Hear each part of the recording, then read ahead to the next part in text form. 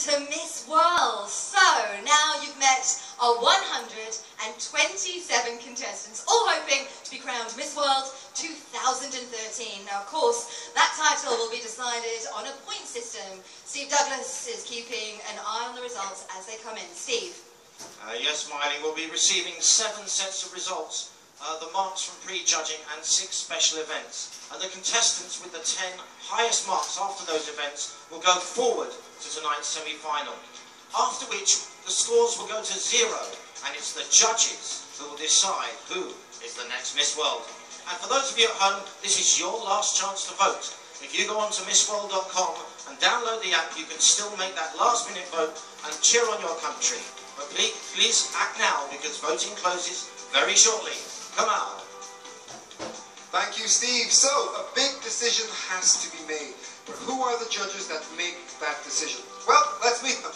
Please welcome one of the world's leading hair and makeup patent stylists, Andrew Minerick. Indonesian judge, Mrs. Sylvia Agung Laksono. Emmy Award-winning Hollywood executive producer Ken Warwick. Indonesian judge, Mrs. Listiana Irmin Gusman. MNC Group Commissioner, Mrs. Liliana Tanosolibio. Chairman of Miss World Limited and Chairman of the judging panel, Julia Morley. Continuing with Beneath James. Actress in Miss World 2002, Azra Akin.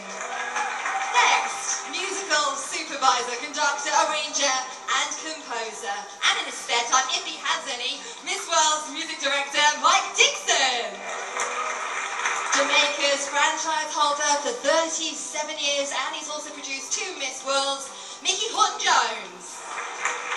Over to the stars and Miss World stage director, Donna Darby. And behind the scenes, take my word on this, his credits are far too long to list, but what I can tell you, well, he is at the helm of this show. He is our television director, Derek Wheeler.